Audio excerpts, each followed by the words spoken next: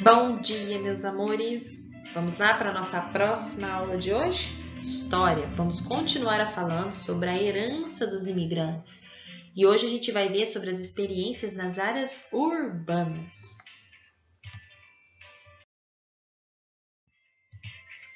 Pega a sua apostila aí, na página 11, onde nós paramos.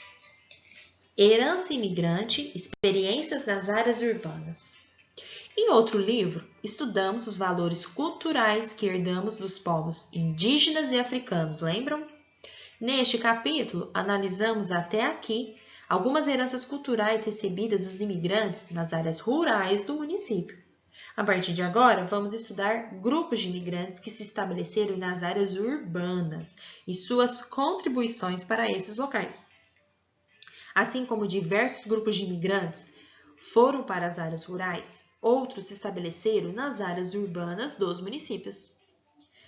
Nas cidades, muitos trabalhavam no comércio e nas indústrias. Outros administravam o próprio negócio.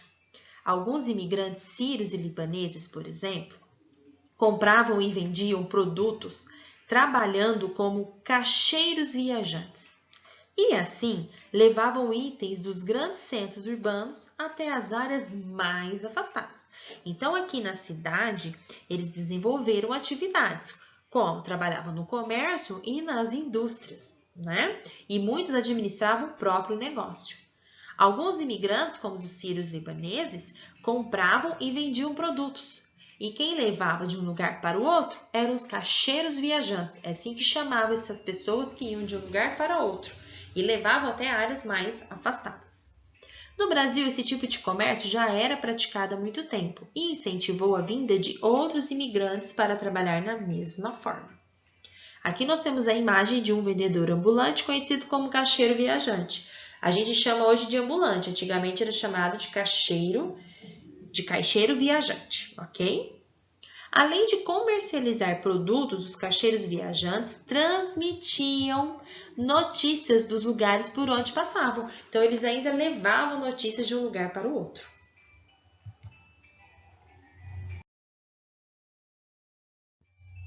Página 12. Muitos imigrantes abriram negócios no Brasil. Um exemplo são as lojas conhecidas como armarinhos. Nesses locais são vendidos tecidos, agulhas e fios para a confecção de roupas, entre outros produtos. Aqui em São Joaquim nós temos o nosso mais conhecido aqui, tem o Chulipa. Lá ele não vende de tudo. Tudo que você quiser para bordar, para colar, para pôr uma pedra, para ficar uma roupa mais bonita, diferente, tudo a gente acha lá. Então a gente chama até hoje, a gente ainda fala armarinhos.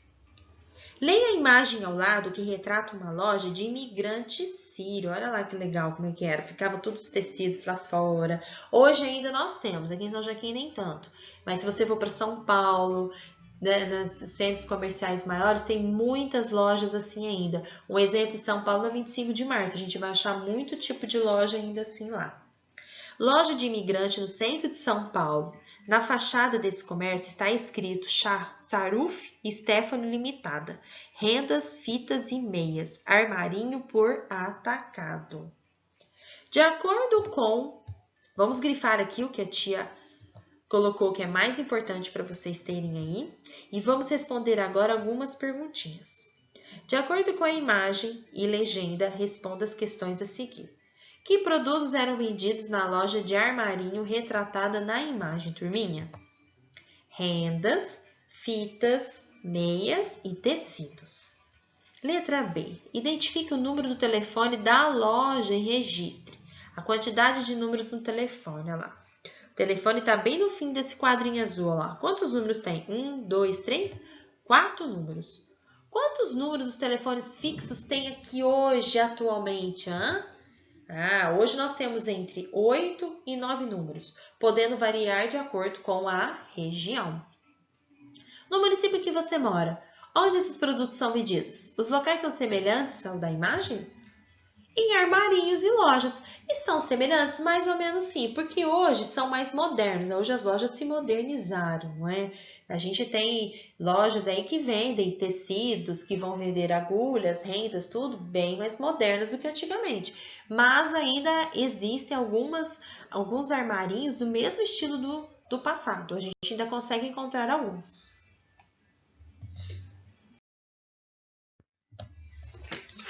Página 13. Outros olhares.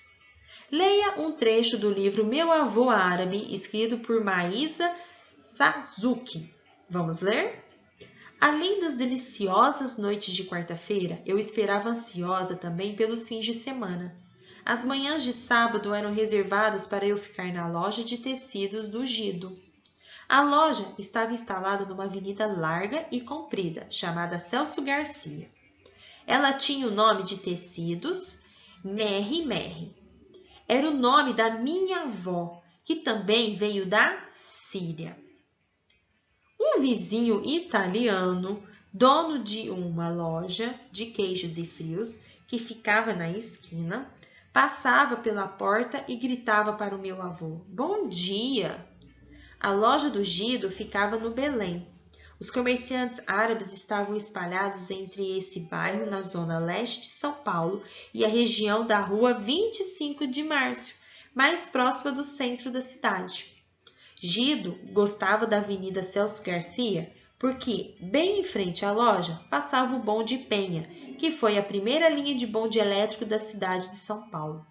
Não havia tantos carros nas ruas e nem tanta gente assim naquela época. Agora tem até estação de metrô na região. Então, olha só, 25 de Março é uma região muito antiga de São Paulo. É o polo de comércio da cidade. Então, lá muitas pessoas vão de tudo quanto é lugar aqui do Brasil buscar roupas, acessórios, celulares, eletrônicos, tudo que você imaginar você encontra lá. E a gente viu a história aqui desse avô árabe chamado Gido, que tinha um comércio ali. De acordo com a leitura do trecho, responda as seguintes questões.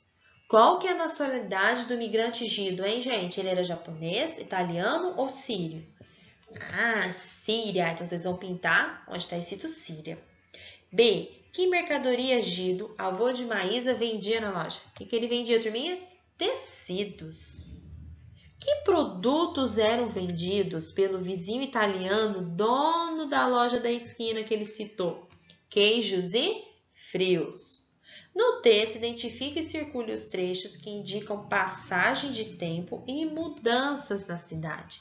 Tá bem aqui no final, quando ele fala que gostava muito da Avenida Celso Garcia, porque tinha um bonde que passava lá, né? Foi a primeira linha de bonde elétrico que teve. Não existia tantos carros, não é? Hoje ele falou que tem até o quê? Estação de metrô. Então, olha como que tudo mudou daquele tempo até hoje. Página 14. Relacione o texto com a imagem mostrada na página 12. Para assinalar a afirmativa correta. Os imigrantes sírios e libaneses se dedicaram a criar gado e plantar café? Ou os imigrantes sírios se dedicaram ao comércio, por exemplo, de tecidos, e os italianos de alimentos? Ah, o segundo, né? O Gido, que era sírio, vendia tecidos, e o italiano lá, o vizinho dele, vendia o quê? Alimentos, queijos e frios. Os sírios são turcos, né? O povo turco é muito bom comerciante, eles são muito bons de comércio. 3. Vamos conhecer um pouco mais a respeito dos estabelecimentos comerciais do município onde você mora. Para responder as perguntas a seguir, entreviste um adulto de sua família ou da escola. Então vamos lá? Vamos fazer junto aqui? A tia vai fazer com vocês, ó. A gente vai pôr um X no que mais se aproxima da realidade do nosso município aqui, ó. Os produtos podem ser trocados ou comercializados por valores em dinheiro? Sim, não é? Existem estabelecimentos que vendem muitos produtos, como supermercados e shopping centers? Também, nós temos aqui os supermercados. Constantemente acontecem feiras para vender produtos da região? Não, né? Nós não temos muitas feiras aqui em São Joaquim. No município há ruas com vários estabelecimentos comerciais? Sim, temos o centro da cidade, né, onde tem vários comércios.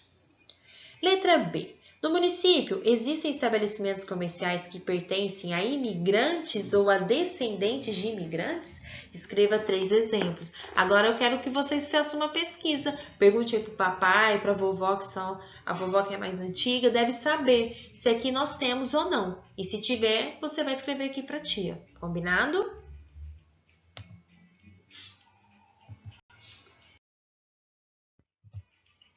Encurtando distâncias. Para melhorar a comunicação entre os colonos da mesma origem, foram criados alguns jornais. Nesses impressos eram divulgadas várias informações sobre acontecimentos no Brasil. As imagens a seguir mostram 2 jornais dedicados às colônias de imigrantes. Então, vocês têm aí na apostila de vocês, né, desenhado aí um jornal. O jornal semanal chamado O Colono, italiano no Brasil. Circulou em São Paulo no ano de 1902. As informações eram registradas em italiano. Então, era o pessoal italiano que criou, então vinha escrito em italiano. Bem antigo, em 1902. Então, para melhorar a comunicação, o que eles foram criando? Alguns jornais impressos, né? Porque ali você podia saber o que estava acontecendo nas colônias. Podia ter informações. Na página 15, nós temos outro jornal aí.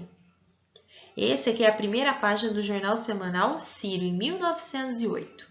Os textos vinculados nesses jornais tratavam de assuntos variados. Então, vamos ver, por exemplo, quais são os assuntos que a gente encontra aqui? Notícias locais sobre política e economia. Matérias sobre salários e benefícios para os trabalhadores rurais e urbanos. Oportunidades de emprego. Reflexões sobre a qualidade de vida, propagandas, poemas e contos e divulgação de eventos.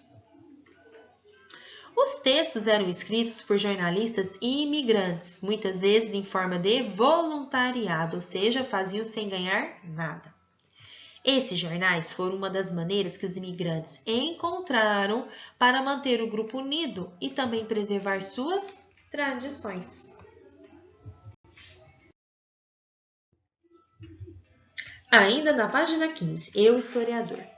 Existe um jornal local no município onde você mora? Aqui em São Joaquim nós temos jornais? Temos sim, temos eles impressos e temos também eles na internet. Se existe, qual o nome desse jornal? A tia vai citar o jornal A Voz, que ele é impresso, você pode ir na banca e comprar. Nós temos também o jornal Vitrine, não é? Temos vários jornais Inside que saem na internet, que a gente consegue saber de várias notícias que acontecem no nosso município. Com a ajuda de um adulto de sua família, pesquise em periódicos a história do jornal do seu município ou de um município vizinho e registre as informações no seu caderno. Então, aqui uma tarefinha para vocês, turminha, que vocês podem entregar para a tia na próxima terça-feira, ok? Vamos procurar saber sobre o jornal A Voz? Quando que ele foi criado? Por quem ele foi criado? Desde quando ele circula aqui? É só isso que a tia quer saber, ok? Procurem saber, escreve lá no caderninho, pode ser o de tarefa, e manda para mim.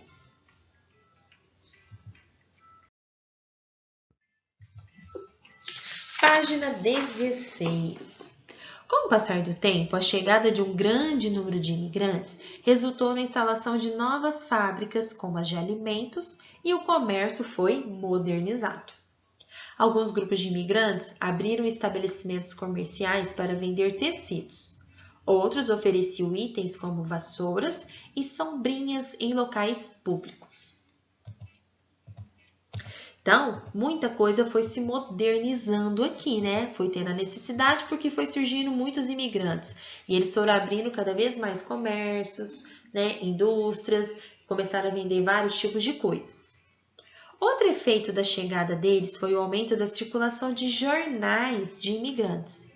Nessa época, estava ocorrendo no Brasil a modernização dos meios de comunicação, como a instalação do telégrafo com fios. Esse aparelho permite a troca de mensagens em longa distância e funcionava com eletricidade. Por isso, foi preciso contratar uma empresa para instalar sequências de postes elétricos, os quais tinham cabos que interligavam várias cidades brasileiras do estado do Rio de Janeiro até o Rio Grande do Sul. Essa rede também conectava o Brasil em outros países. Você imagina como era feita a comunicação por meio do telégrafo? A pessoa que desejava enviar uma informação para alguém de algum lugar do Brasil ou do exterior deveria repassar a mensagem a um telegrafista, que era o profissional que transformava a mensagem em códigos de pontos e traços. Dessa forma, o texto era transmitido até o seu destino, onde haveria outro telegrafista que decodificaria a mensagem. Então, o telégrafo era tudo com pontinhos e traços, né? Como se fosse um código. Só sabia traduzir quem era o profissional, então eles precisaram contratar esses profissionais que mandavam e traduziam essas mensagens para quem recebia. Olha só que legal!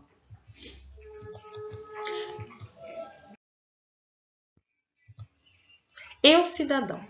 No município onde você mora, que serviços as pessoas podem usar para mandar notícias e mensagens para outros indivíduos que estão em locais distantes? O que a gente pode usar aqui, turminha, em São Joaquim? Podemos usar carta, podemos usar e-mails, telefone, WhatsApp, não é? Hoje a gente consegue falar com a pessoa que estiver lá no Japão no mesmo momento, né? É muito rápido, hoje modernizou bastante, não foi?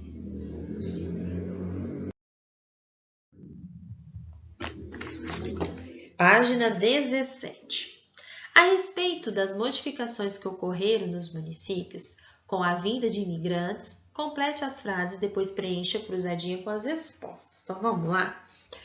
Diversos grupos de imigrantes contribuíram para desenvolver os centros das cidades com o que é fundamental para uma cidade, o comércio de produtos. Os imigrantes se organizavam em comunidades de colonos, que eram chamados de colônias. Os imigrantes criaram, o que eles criaram para se comunicar e preservar a sua própria cultura? Os jornais. E a instalação de qual meio de comunicação? Telégrafo facilitou a comunicação com outros países, ok? Agora vocês vão fazer aí, vocês vão completar essa cruzadinha do jeito que a tia fez, tá? Coloca tudo bonitinho aí. E 2, cite os principais grupos que migraram para o seu município. Vocês vão pesquisar para a tia lá no Google e descobrir quais foram os imigrantes que vieram aqui para São Joaquim da Barra. E escreve aqui para a tia. Combinado, turminha?